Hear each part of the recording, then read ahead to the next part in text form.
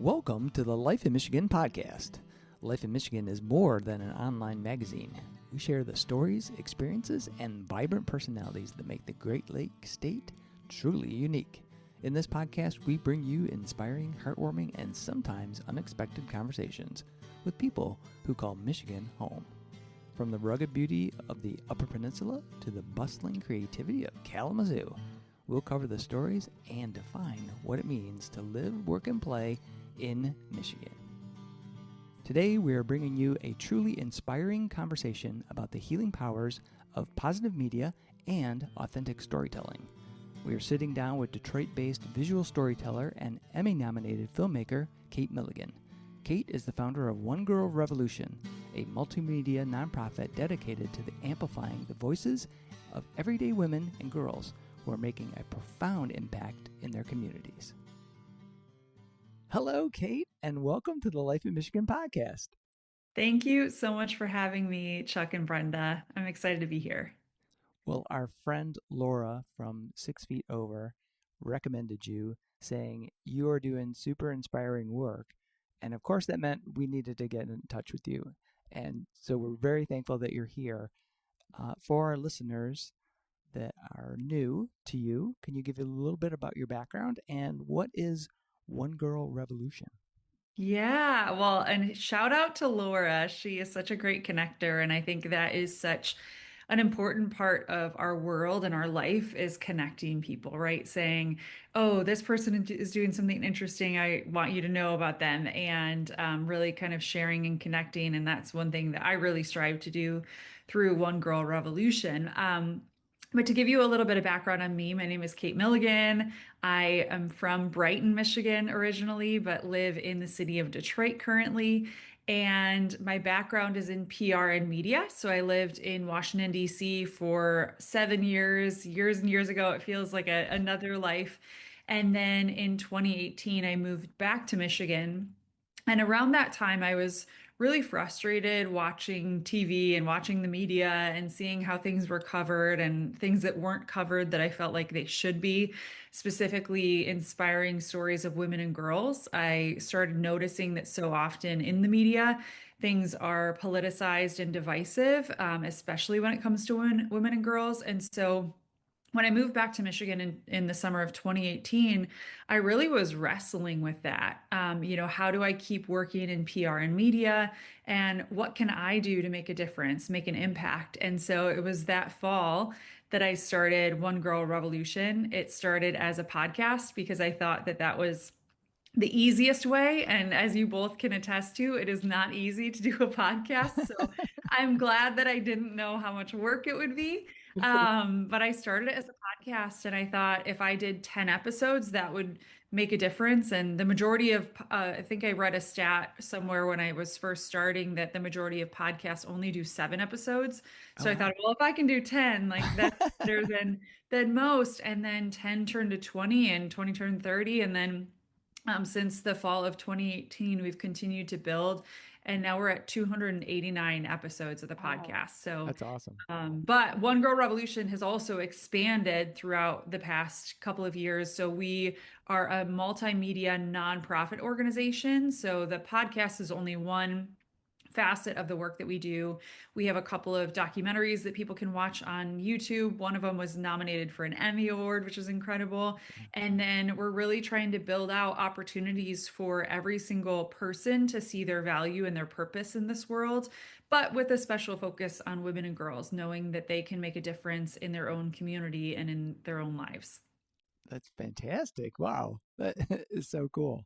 So with One Girl Revolution, what types of stories are you aiming to amplify? They all, we've told so many different stories, but what I'm really looking for is some sort of social impact. So every woman and girl is a one girl revolution, no matter if they're a stay-at-home mom or they're a 5-year-old who's just starting kindergarten, right? I believe that every single person, no matter who they are, no matter what their background is, no matter what their job is or whether or not they're working, we all have a mission in life, a unique mission, and we are as unique as our fingerprint. And if we really believe that, how differently we would live our lives. And but I'm just always looking for that kind of special spark. I'm looking for something that somebody went above and beyond in their job to help somebody in need, or somebody during the pandemic. This amazing woman, we'll call her the lasagna lady because that's what she goes by. And she got the $1,200 check during the pandemic that everybody got. And she was like, she wasn't working, which I thought was like amazing that she thought, well, I'm not going to keep this money for myself. I'm going to do something with it. Yeah. And she said, well, I know how to make lasagnas, and there are so many families in need in my own community. So I'm just going to make lasagnas and I'll post on Facebook and see who comes to get them. And so from then on, she was known as the lasagna lady. And so that was somebody that she didn't start a nonprofit organization, although we highlight a lot of nonprofit organizations. But this was somebody that saw a need in her community and thought, you know what, I know how to do make lasagnas. Or a little girl in Arkansas who, Ruby Kate, she was 9 years old and she was being bullied in school. And her mom was a nurse in a senior living facility, and Ruby would go with her after school every single day. And Ruby started befriending all of these elderly people that were living in that community. And she started taking a journal with her, and she would ask them, if you could have three wishes, what would you wish for? And they started wishing for all these very simple things. Her mom was a little bit worried because her mom was like, they're going to ask for money or a car or Right. things you can't get for them. No, they wanted to see Dumbo because when they were little, they watched it with their mom, or they love Coke in a glass bottle and they wanted that, or they had not had a Snickers bar in 5 years and they really wanted a Snickers bar. And so this little girl started granting wishes, and she was just doing something in her community. And now, what's amazing about Ruby's story is now she's 18. She just graduated high school, and her mission, her little mission, has now become this worldwide nonprofit organization, and they're encouraging kids all around the world to grant wishes to elderly people. So, all different types of Oh, stories, but people Yeah. that are making some sort of social impact and making a difference in the world. That is fantastic. That reminds me, and I don't know if you've read it, the the book called Stand by Cory Booker, where Mm-mm. he talks about those small things, those little things that people think out to themselves are small, inconsequential in the mass of all the things and problems that we see, and things that feel like we can't make any impact. And those little things that people are doing are just so magical and inspiring. Really, it's wild. It's so Yeah, cool and that you're sharing those stories. yeah, and it's just it can be the little things too, right? It doesn't have to be the big thing. I had a mom on a couple of months ago whose little girl has cancer, unfortunately, her little 2-year-old. And it was the big story. It became a big story because Taylor Swift donated $100,000 to this family to their GoFundMe. But I had the mom on because she was using, not because of that or not because of their GoFundMe, but I saw that she was using social media to really build out community for other families who are going through cancer, because anybody who's been through that knows how isolating it can be. And she also was like granting, like sending gifts to other families who had the same type of cancer as her daughter. And those kind of things that we can use our jobs, or we can use social media for good. I think social media gets a bad rap a lot Yeah, because there's so much negative on right. there. It can be so divisive, but what about the people that are using it for good? And that's really what I'm trying to highlight through One Girl Revolution. How can we use social media? How can we use video? How can we use podcasting? All the different ways that you can highlight stories. How can we do that in a positive way? Fantastic. it is. I think about what we do on Life in Michigan, and it's that, but it's more like of a Michigan focus. So it's the building out that community and bringing together people that are doing just creative stuff like you. It's yeah, gives me goosebumps. But it's so good what you're doing. It's exactly the same thing, right? You're highlighting stories that aren't often told in the media. And I understand, like the media has so they're drinking through a fire hose every single day. But we need more outlets for stories in Michigan or stories in different communities to be elevated so that other people can be like, oh, that's interesting. It gets us to think about the world in a different way or think about our lives in a different way and say, hey, like, oh, I heard this story about this little girl that granted wishes to elderly people. There's Yeah. a senior living facility in my community. What can I do? And reach out to them. It can have this ripple effect. That's the power of storytelling. And so you both are doing that through your podcast as well. Yeah. Well, yeah, I have to just think for a second, right? Like, so I wanted to ask a question, and it's not on my list, and it's going to feel like it's totally out of left field, and it probably is out of left field. But we were just in the UP, and for a writers conference, and we hung out with one of our favorite people on the planet, Janelle Buttery, and we were sitting there, just chatting up. And we were talking about books. It always comes back around books. What are you reading? Blah blah blah blah. And she's like, "Oh, I'm reading Rebel Girl. Have you read that book?" I have not. I'm thinking as we're talking, I have not, but I've heard about it and I need to read it. Yeah, Rebel. it's Kathleen Hanna, and she was a part of the punk scene in out in Portland, Oregon, and like Kurt Cobain was like Yeah. coming to their, like, helping build out their art gallery and stuff. And like, when I think about Rebel Girl, like, you are like, that's what you're doing with One Girl Revolution. You're a rebel girl, right? Like, I'm I, trying to I be. connected them all.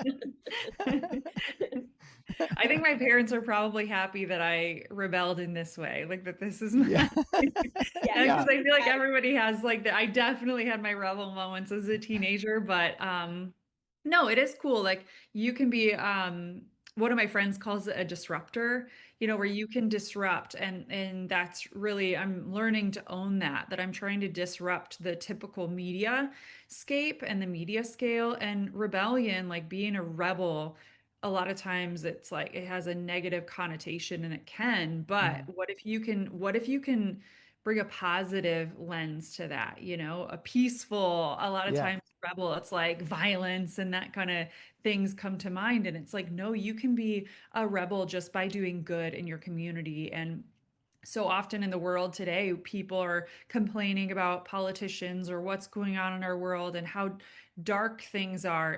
The amount of times in the past couple of months, especially, that I've sat down with someone for coffee or lunch or whatever, and they're like, oh, it's just the world's so heavy, which I see that. But Yeah. on the flip side, I spend so much time thinking about all these positive things that are going on and finding opportunities to shine a light on that. That's like the positive rebellion. And that's something that I wish every single person, instead of, sitting and complaining, do something about it, whatever it is. And I've also found in my life, whenever you have those like dark moments or just you're feeling bad for yourself or things aren't going how you want and you just don't know how to put one foot in front of the other, take yourself out of your own little box and go volunteer somewhere, go help somebody. And the second that you do that, it's eye-opening and just changes your world where you're like, you know what? I'm going to figure it out. Everybody else is figuring it out, and I'm going to figure it out too. That is fantastic. So you mentioned that you had worked in media and PR, Mhm. like in your past life, basically, and now you made that pivot. Was there a particular moment when you said, "Oh, I've got to stop doing this thing that I've been doing for other people in terms of telling their story and find those stories of people that inspire me." Was there a particular moment in time when you said, "Oh, that's what I got to do"? Yeah, well, first of all, I'm a crazy person and I still work in PR. So I All still do like right. PR contract work. People are like, I feel like you do one girl full time. And I'm like, no, little secret is that I still do PR contract work. But it's good because it keeps me really fresh and it keeps me in that world Mhm. of, keeps my contacts up with reporters and just kind of keeping an eye on things that are happening in the world. Although with One Girl Revolution, we don't deal with politics at all. I really try to focus on our commonality as people, which I think is really important. It's still like, I still need to know what's going on in the world. And I think it's been a really good thing that I've been able to sort of do both. One Girl is growing exponentially in this year. And so it's like at some point I'm going to have to step away fully from PR, but for now I'm still kind of dabbling in both, which is good. But the real the real moment where I was like, I need to do, I know what I'm gonna do. I know that I need to start something to help other women, just really to create the space for them. I'm not really even telling their stories. It's just creating the Yeah. space for women and girls to tell their stories in the way that they want. I, of course, like both of you, can ask questions and help them curate it. Um, and help curate away from anything divisive, which is a part of the mission. But I was reading a book by Charlie LaDuff, the reporter, kind of eccentric guy, but Yeah. he wrote this book about the city of Detroit, and it's Detroit, an autopsy. And when I moved back to Detroit, a friend from DC had given me the book and said, "Hey, you're moving back, you should read it." And I read that book, and there's one part that he talks about Detroit's flag. And for my entire life, I've seen Detroit's flag. I took Latin in college. I'm one of those people. And there's a phrase in Latin on the flag, but I never paid attention to it. Even like knowing how to read Latin or some Latin, still I never paid attention to it.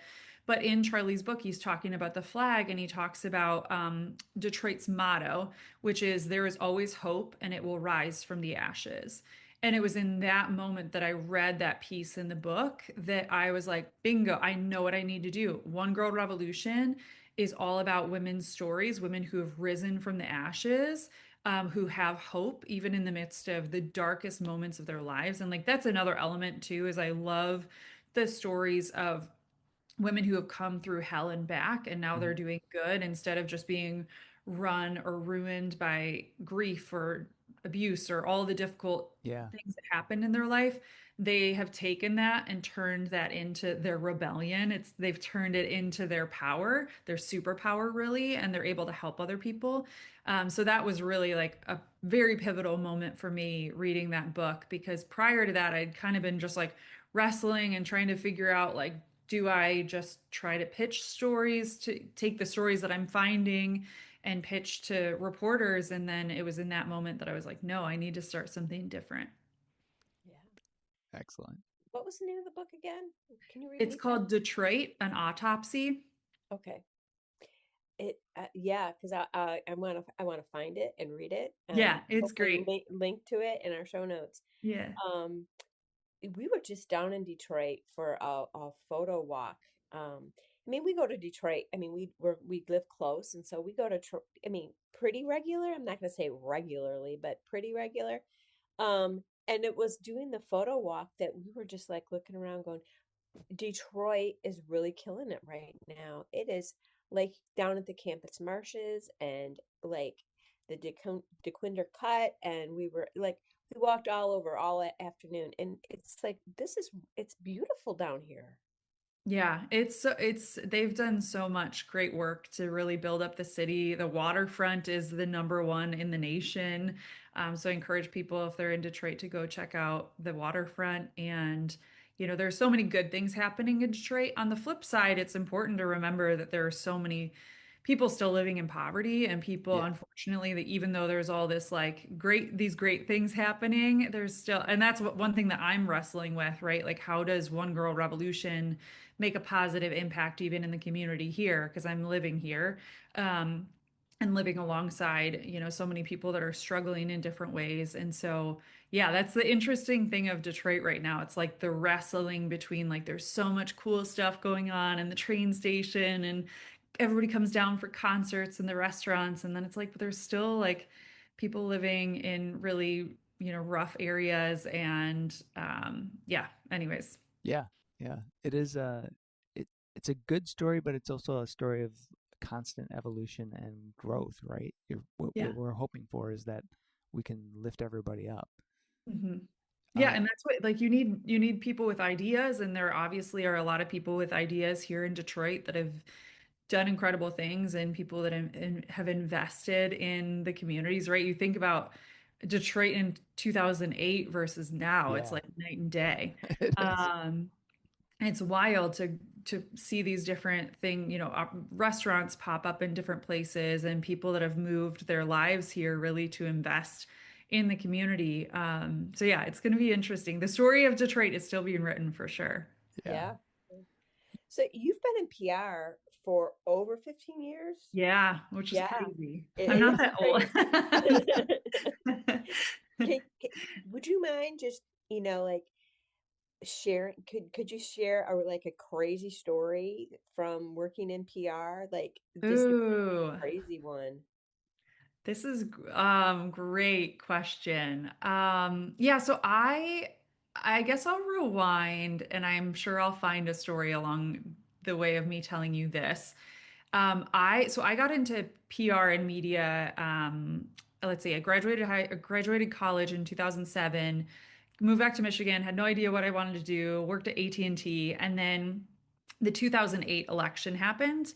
And that was also when Facebook was starting to take off. And I was fascinated by everything that was going on, political discourse. I just like was obsessed with it. I just became entrenched in like I wanted to discuss and debate. And sadly, like we can't do that anymore on social media. But back in those days, people would get into it on social media. I guess some people do. I don't do that anymore because I'm like, it's not helpful. But back Exactly. then, people were like sharing ideas and sharing posts and whatever. And then that election, as you'll remember, it was Obama, and then Sarah Palin was the first VP, female VP. Like it just was, there were so many fascinating things going on. And so the following year, I decided that I wanted to become a political commentator ultimately. And I have friends and family in Ireland, and a friend said, "Hey, like, why don't you apply to this program in Dublin, Ireland? It's only a year, it's a fraction of the cost of other places." And I did that. I got in, and 3 weeks later, I was living in Ireland. So I like Oh, quit my wow. job, sold my car. So that was like the craziest thing that I did.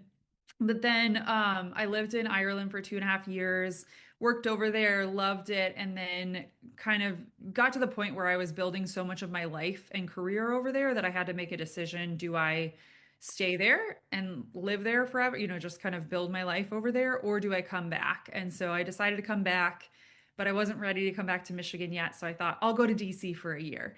And so I moved to DC, and really it was kind of around that time that I was kind of stumbling into PR when I was in Ireland because I kind of kept getting these opportunities. Hey, can you write this press release? Hey, can you do this media training? Can you accompany this? I was at one point worked for a senator over there, and like, can you do all these different things? And so in retrospect, I really should have just like taken PR on and owned it. But then when I got to DC, I was kind of doing communications in different ways, social media, and then I just really found my purpose in PR by my gift really is finding stories that nobody thinks is like interesting and finding a reporter or finding a way to get those stories covered. So I'm trying to think of a crazy story. I mean, there have been so many. I living in DC, living and working in DC and working with the media in DC is just the most wild experience. Like I probably should write like a book, like The Devil Wears Prada, but like the PR version, Yeah. because the stories I could tell about just, I mean, one of the craziest ones. I was working press for an event in DC, and then all of the sudden somebody from the administration decided to come, and it was 12 hours of pure insanity from 6 p.m. to 6 a.m. I was running the whole press operation. It was supposed to be really laid back and super easy and like just deal with the report. There's like 10 to 15 reporters that are coming, but then when this person from the administration was coming, it turned everything upside down. I was dealing with Secret Service because they then had to be a part of it. Then we were having to get like all kinds of like new credentials. Then every single media outlet was calling me all through the night. So that was like the craziest. Like that's the one that comes to mind, that it was like just so intense. And now like I have friends that still live and work in DC, and they're still dealing with probably even more so Yeah. now. Yeah. I have a friend that runs events, and she just ran an event a couple of weeks ago, and she was like, "Kate, you would not even believe the amount of changes that have happened just in the past couple of weeks." And sadly, it's, because of Yeah. some incidents that have happened.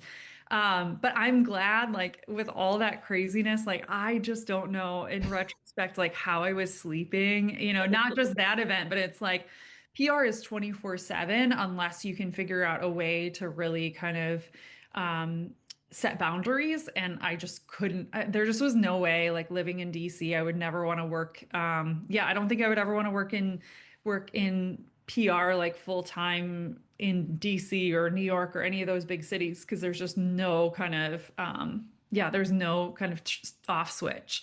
Whereas Yeah. at least in Michigan, it still is like PR is still 24/7. You have to be watching the news cycle and see what are things happening and be available for people, but it's much easier for me to sort of yeah, draw some boundaries and have some balance, which is how I was able to start One Girl Revolution. Because if I was just I don't think I ever would have been able to start One Girl in DC.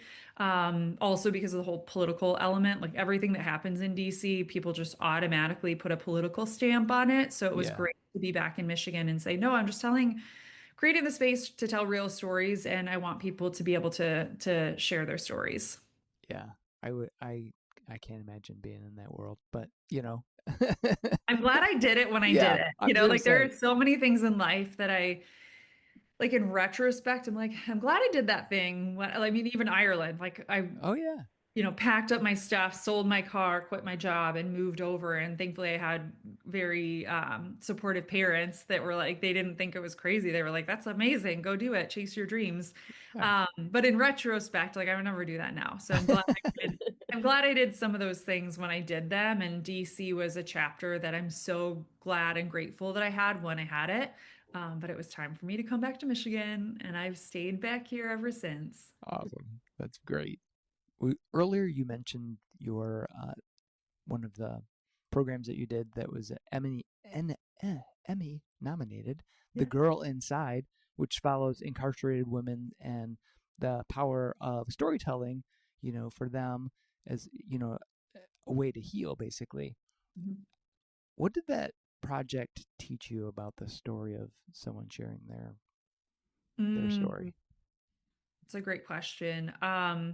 That whole experience taught me so much about myself, and that class that you're referring to was taught by this professor, Dr. Laura Biaggi, and it was called Storytelling as a Healing Art. Ah, And her whole mission behind it was how can you move beyond something that you've done or something that's happened to you, right? Because even in jail, there are so many different stories. This was yeah. not a prison where they had already been sentenced. This was a jail where some of them were still awaiting. There was still debate about whether or not they had done the thing that they were in there for.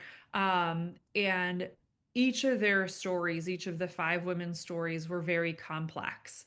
And what I loved so much about Dr. Biaggi, and one thing that I really took from her and from her class, was women are fascinating and human beings are fascinating. It's not just about women, but because Mm-hmm. we're talking about one girl revolution and women are so fascinating, which means that we have multifacets. And so what she was really doing is not just going in and teaching this class. She was really trying to peel back the onion, peel back the layers, and help these women peel those layers back themselves, right? So they could find out, who are you really? What were you created for? Mm-hmm. And super long story short about how that documentary came, a friend of mine, Rob, who runs Behold in Chicago, he was like, hey, love what you're doing with the podcast. If you ever find a story that you feel like needs to be told on film, let me know. And 2 days later, I heard about Dr. Biaggi, had conversations with them. He was like, I don't think you can get clearance, but go for it. If you can get clearance to take a film crew into Cook County, we'll do it. And 9 months later, I took the film crew in. But sitting there and like hearing the documentary ended up being called The Girl Inside because it was the girl inside of Cook County. But even deeper, it was the stories that came out of these women and the commonality and the connection that we were all able to have, right? That was the first time I had ever set foot in a jail, and Mm-hmm. sitting there and seeing commonality and saying, oh my gosh, me too. Like, oh, when I was little, I used to make mud pies too. Or when I was little, I used to love to sing. Like one of the girls was like, I love to sing. I would get up and they start telling these stories. And for me, it's reminded me of like, the little girl that I was created for. I'm so grateful and glad that I am who I am today. But if I rewind before traumas happen, before, all the negative things in life, sometimes it's important to connect to that little girl. Who is that little girl? And like, what was she created for before all the things in life started negatively chipping away at her? And so for me, that's what I learned so much from these women. And I'm so grateful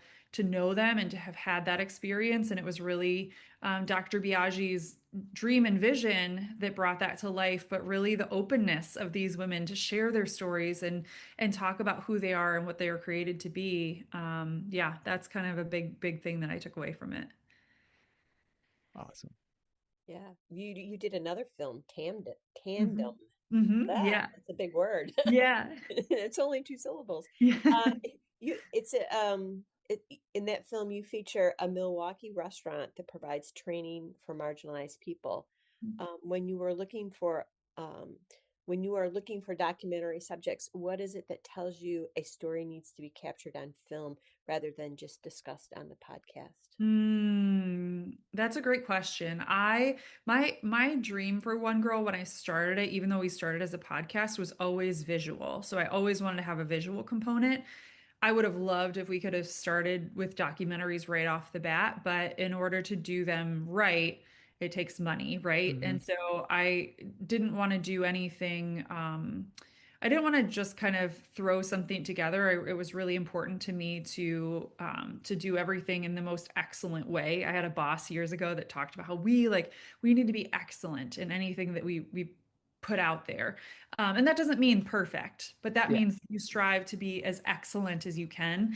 And so when I didn't have funding, I was like, well, I'll do the podcast, and that's been a great way to like continue that on. But I think there's something really special about visuals, whether it's a photo. We all have different photos. If you think about throughout history, like there are different photos that you saw, like, Mm-hmm. even when you were a kid, and you're like, I never can forget that photo. Yeah. What's the one like with 9/11, there's like Yeah. one photo that I visualize of somebody standing on rubble holding the American flag, and it's like different moments throughout history.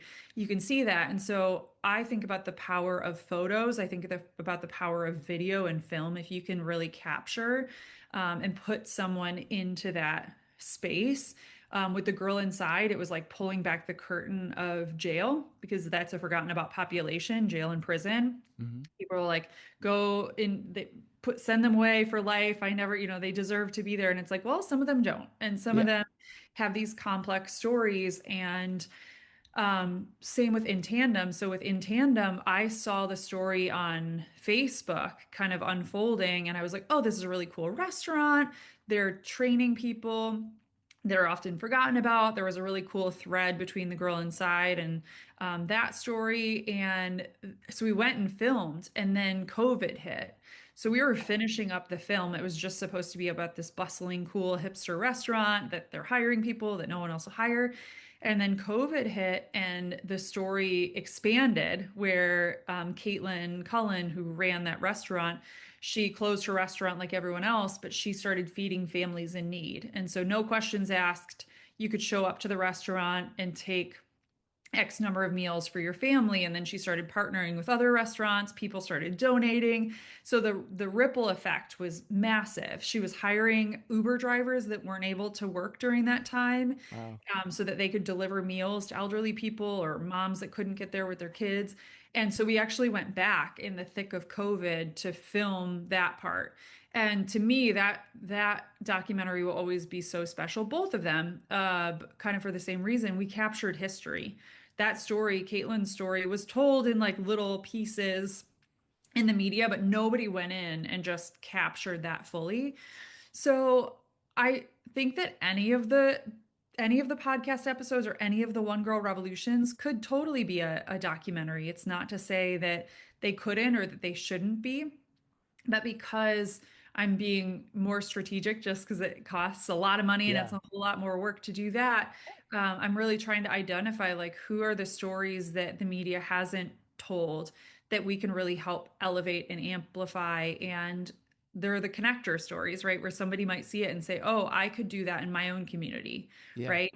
I loved the professor that she was like, I'm just going to teach to marginalized communities. And she ended up at Cook County Jail doing that. Or Caitlin, who was in a restaurant, and she was like, I could hire like kids that are in the neighborhood and pay them $20 to run some errands for me, and it might keep them out of trouble.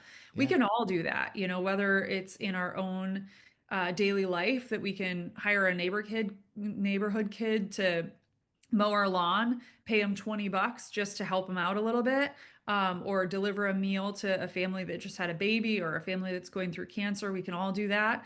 And so really or your job, if you're running a restaurant, give opportunities to people that might not get them. And so that's kind of a bigger piece to One Girl that I'm always looking for. How can I expand to get people to think about like their own life, their own career?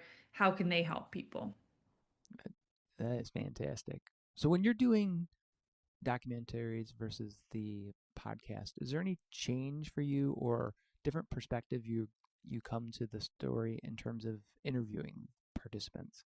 Do you change how Ooh, that? this is a great question. So I just finished, so I had never had training in documentary, really in podcast. I had no training besides, um, who am I kidding? I had never gone to school for podcasting or radio or anything like I got little glimpses of that like through my program in Mm-hmm. Ireland, but really like I didn't have any official training. And so with the documentary, it's like I sort of stumbled into it the same way that I did with the podcast. But I just completed an amazing documentary program, which I encourage anybody who's listening, if they're interested in documentary filmmaking or maybe they've been involved and they want to learn more, the Moving Picture Institute, which is based out of Los Angeles. They have this incredible documentary workshop, and it's an 8-week program. It's all online. And every week for those 8 weeks, they have a different documentary filmmaker come online and speak about their documentary filmmaking. And it was mind blowing. It was like, so every single week, I was just like drinking through a fire hose of this incredible knowledge and getting me to think about documentaries in a new way. And how do you interview people, or how do you tell the story, or what are things that you can do to tell a story in a different way? And so it was all different filmmakers who've done so many different types of documentaries, right? Like I'm now watching different documentaries. I'm like, oh, that's really interesting that they did that. And so I think with the last two, I had an idea going in of like what are some of the questions that I wanted answered, or like the bigger things that I was looking for. Um, with The Girl Inside, it was really kind of yeah, there were questions that I went in, but they really kind of took on a life of their own. Mm-hmm. And so that's what I think, both with the podcast and the documentaries, I really kind of take that approach. Even with anybody that I'm interviewing, I'm like, okay, these are the questions that I plan to ask, but also there are things that come up in conversation. And I also I'm not trying to curate a story, right? A lot of times Yeah. the media, and this Mhm. is what I see, where you do an interview for 30 minutes and then they pull the 10-second clip that you're like, that wasn't the story that I was telling. And so I'm really cognizant of that. I never want to do that. I really want to capture the story that the woman is telling. And so I always go into, yeah, both the podcast and the documentary with questions and ideas and thoughts about the whole process. But I also want to be open to the story that's just unfolding right in front of me. And documentaries kind of even more so, because you're kind of embedding yourself into a situation. And yeah, I'll be very curious to do our next documentary. We actually are in pre-production for our next documentary, and it's a Michigan story. Oh, So cool. I got to bring the trifecta back. I've been like brewing over what was the next story. And so with that one, like I have a lot of kind of new ideas and thoughts after going through this program of how I want to approach it differently. And, maybe not do a sit down interview, maybe just like interview along the way, like just kind of filter that in, because there's just so many different ways to, interview people. And so, Yeah. yeah. Yeah, you could have because I do like the documentaries where you don't necessarily know that a question has been asked by an Hmm. interviewer, but Same. but the people are responding. They're responding Totally. or sharing their thoughts and their stories. And so you're just kind of absorbed in that, and it's less about who the person is behind the scenes doing it. It's more about them. Yeah, where you're like walking with them. Like that's what Mm-hmm. I kind of like, that's what I'm hoping for this next one, that it's more of a like just journey. Like all of us are like in this journey together and like learning about the story and but just really kind of embedded in it. Yeah, yeah. Because sometimes I have to say that I see some documentaries or news shows, and they will have the interviewer, and then they flip to the interviewer to catch their look of whatever someone's saying. And I'm like, I don't really care what their look like. Yeah. I really It's want to hear what they're distracting. saying. No, it's distracting. And I think with One Girl Revolution, when I started it, I was allergic to the idea of like, I didn't want anyone to think that I thought that I was the one girl. Where Yeah. it's like, this is not about me. This is not the Kate Milligan show. This is not like, this is about these other women.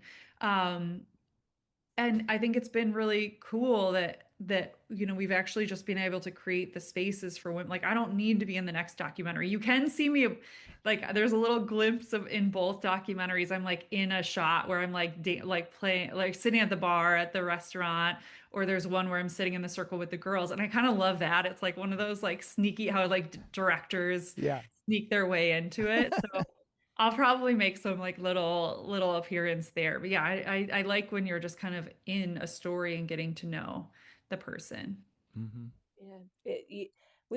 I've only been doing podcasting for like a little bit over a year. Chuck has with his fans of bands, which is his pandemic baby, is much longer. But it's so interesting that, you start out with a list of questions and it always goes like, oh, it went off in this other direction. And all you got to do is get out of the way and like this thing unfolds, right? Like it's fun. And listen, right? Like so often in our world, we're just thinking about whatever our next thing is, and that's been a really great learning for me, that I have to be so zeroed in and focused that I put all my turn off all my alerts, everything, just so I can be really focused on the conversation. And that's been a good just life lesson to be Mm-hmm. like, okay, when you're with somebody, when you're sitting down with somebody for coffee or whatever, the world is so busy and we're just being pulled in a million different directions. And now with social media and Instagram and all, like it's like all the things. There's that movie, He's Just Not That Into You, and there's a part where like Drew Barrymore Yeah. is like, and then this is like back with I can't even remember like the older platforms or whatever, and she's like, yeah, and then he calls my work landline, and then he messages me through this thing, da da da da da, and it's like I feel like that's times 1,000 now, where it's like Yeah. we just have so many different, it's just like we can't keep up. We just can't keep up. And so giving ourselves grace too, to be like, you know what, I just can't keep up with everything, and but staying focused on the people and the stories that you're talking about. Yeah. So I gotta ask about the Clarkson show. Yeah. How did that happen? Oh my gosh, I still can't believe that it happened. Yeah, the Kelly Clarkson Show. What an amazing, oh my gosh, what an amazing opportunity.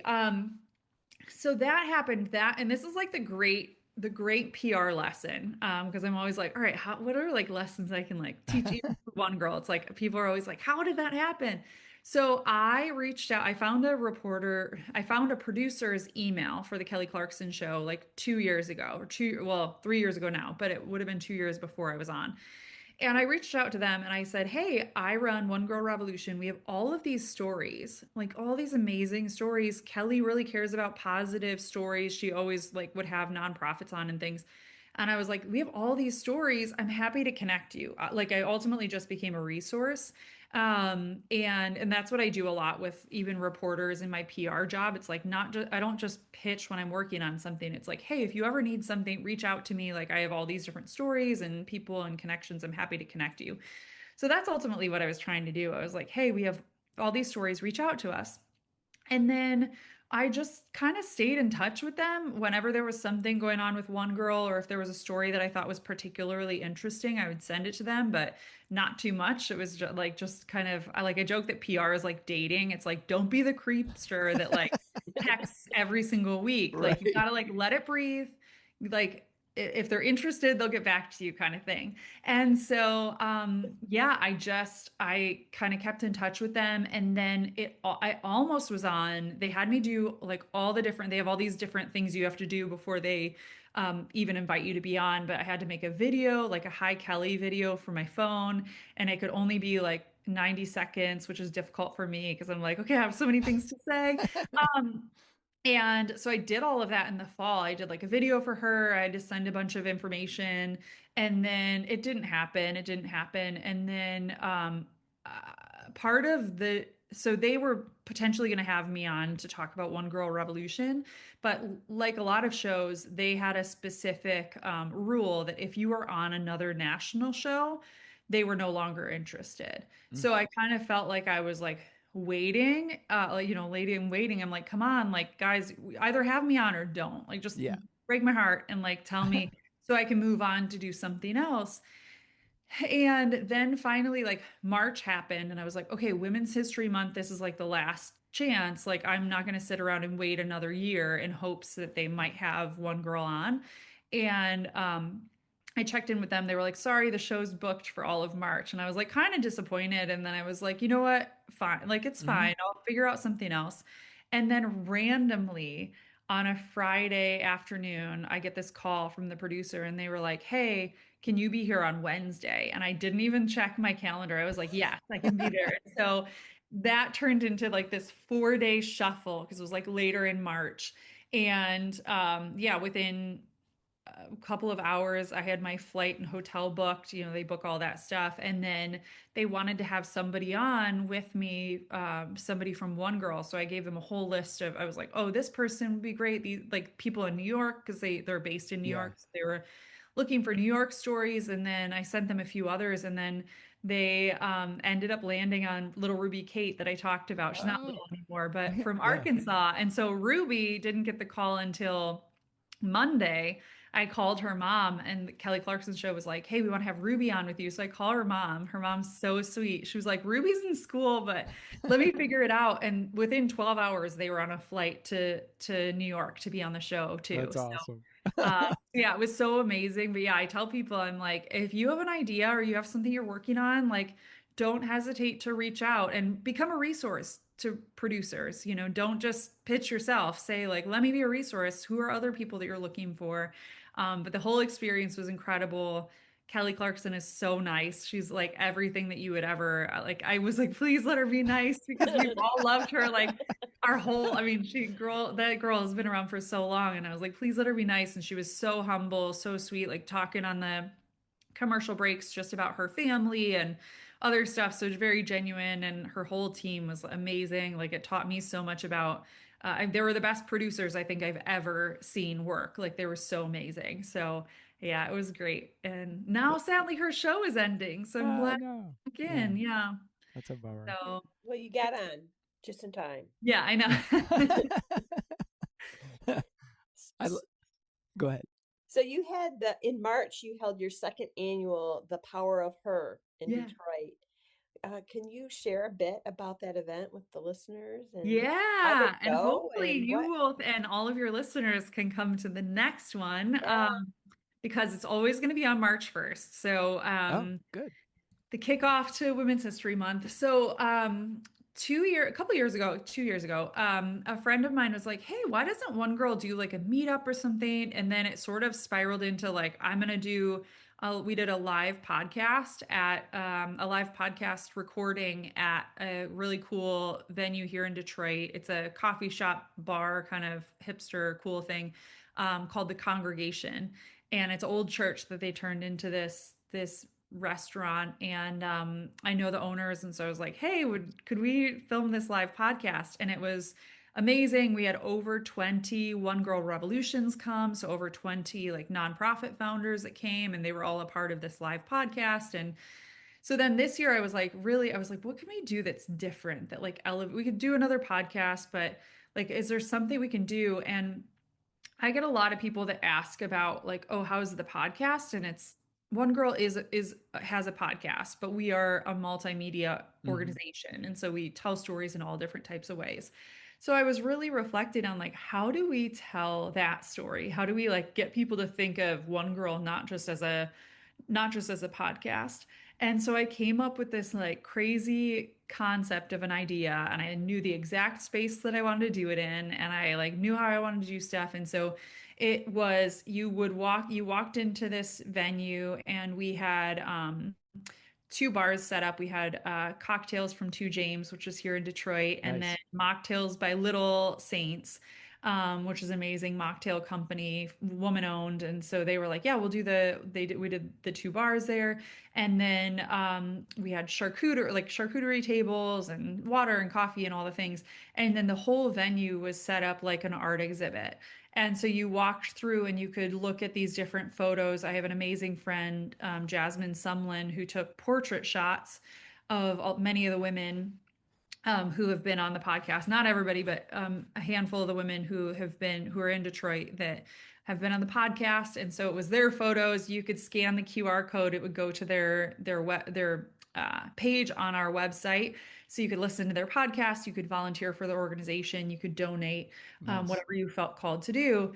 And then we had a stage set up so we were having women get up and share a little bit about their stories right there. We had a DJ, and then we had both of our documentaries playing. So we had projectors in these two different areas where people could stand and sit and watch the documentaries, which was really cool. And then we had a marketplace that was all One Girl Revolution social enterprises or organizations that sell different products. And so it was just a whole like positive, beautiful night. I can't wait to see how we do things the same or different next year. It was such an incredible event. We had a couple hundred people show up, which was amazing. Yeah. And everything that we do at One Girl, we really strive to make it accessible to everyone. So tickets for this, including drinks and food and everything, it was only $25, which Wow, is that's unheard awesome. of in Detroit. Yeah. Um, but thankfully, we had some amazing sponsors that helped us make that possible. And then it was really cool. We had the ability for people to donate a ticket as well. And so if anybody reached out to us and they were like, "Hey, so I can't afford it," because I get it. We Yeah. all have those days or weeks where you're like, "I can't afford gas, and so there's no way I can go to this $25 event." So we had people that were donating tickets too. So it was really, really cool. So anybody who wanted to come was able to make it. That's fantastic. I love the fact that it's so multifaceted because then it kind of encapsulates what you're doing as far as being a multi-dimensional, storytelling entity. Yeah. That event that was it. That is Yeah. so cool. I just love when you go to an event that isn't just one-sided. It's got a little bit of everything. And Mhm. if you're not into one part of it, you don't have to be to. You can go to the other Totally. part and just mingle with folks or tell your story or whatever you want to do. I love that. Well, and everybody's different, right? Like some people, we all have those moments where you go to an Hmm. event and you're like, I just don't feel like talking to people. Cool, you can sit and watch the documentary. Yeah, yeah, Or sit and listen to these stories or just look at the photos or people that wanted to get together and like chat and they could stand and have a drink together. It just was, yeah, it was kind of a create your own adventure. So I'm sure that I love that's that. what we'll do. That's what we'll do coming up in the years to come is kind of a create your own adventure, but very positive, hmm, telling stories in all the different ways. And yeah, it was really cool. yeah, Sounds it. Well, now I can't wait till March Yeah, 1st. yeah, mark your Yeah, calendar. I And am. it's I'm kind of putting it fun. I on think it'll right be on a now. Monday, but I think that that's cool. I think that I love that it's on March 1st. It sort of just happened that way because the first one was on a Saturday, and then it's like, if it's not broke, don't fix it. Like that yeah, March 1st, and everybody just knows it's always March 1st, and it doesn't go super late. It's just like a 6 to 8 kind of thing. And yeah. so, yeah. Perfect. So how do you get on your podcast? How do people raise their hand and say, pick me, pick me? Yeah, well, right now I actually just posted yesterday a post for people like who should we have on the podcast. Um, People can send in their stories. Like I said, every woman and girl is a one girl revolution, so it's hard for me with my bandwidth to be able to tell Hmm. every story. But I'm really working hard to find more outlets to highlight stories. So even just through social media, getting people to write in their stories. So I'm working on really building that out. But yeah, I tell people send your stories in. The podcast is changing a little bit, not a whole lot, but we're going to kind of keep it more controlled where it's not. Previously, I was doing 52 episodes a year, which is Yeah, crazy. it's a lot. So we got to rein that in a little bit. So it's going to be more limited, and that gives us more opportunities to do some focus on some of the other facets as well, where it's like, okay, the podcast, we'll do 10 to 12 episodes this year, all kind of controlled. And then that gives us more ability to work on the documentaries and work on some of the other projects as well. But yeah, I tell everybody message your story. If you think that you would be a good fit for One Girl, send it my way. I joke that I'm the one girl behind One Girl Revolution. Anyway, you send it through Instagram, Facebook. I'm managing all those accounts, our website. But yeah, it's very easy to get a hold of me through that. But I'm always looking for stories. I'm always open to them, and just really now more than ever, I'm trying to find more ways to elevate those stories, because I also see the ripple effect where we need more opportunities for everybody, but women and girls, to tell their stories, and how that can open up even more opportunities, right? If they're on the podcast, it's like then they might get another opportunity to be on the media. Or as somebody who works in PR, I know how often that like radio shows or TV shows, they want to see that you've done media before and that you're not going to get in there and freeze. So the podcast is a great way to like have an example that you can send and say like, hey, this is what I did. Yeah. So Yeah. yeah, but send your stories in, and also like send in other people's stories. If there's a woman or girl that you find really compelling, or she just is doing something in her ordinary life that you think is extraordinary, send that my way. All Yeah. right. You're gonna get some messages from me. Great. Yeah. Send them all my way. So, like, this is the moment in the podcast where I go, "Oh my God, we're almost to the end." Is there anybody you want to like give a shout out to, or is there anything that we didn't cover that you were like, "Oh, shoot, I wish we would have talked about X."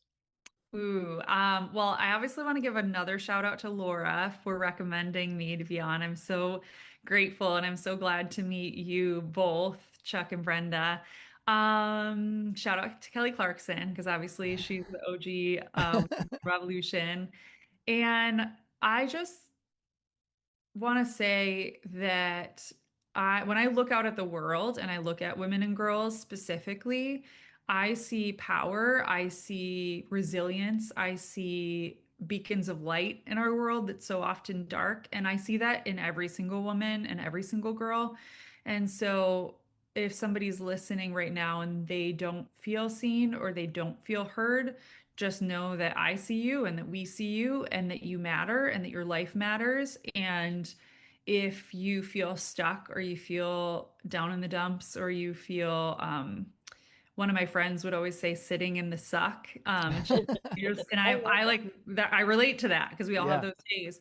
Find an opportunity to volunteer. And actually, this is one thing that I hadn't brought up. We just started a new program at One Girl Revolution where we're partnering with different nonprofits each month and just promoting opportunities to volunteer. Because a lot of times I feel like I myself, I want to do something, and oh, this organization I really resonate with, but I don't know how to start. I don't know, who do I reach out to? How do I reach out to them?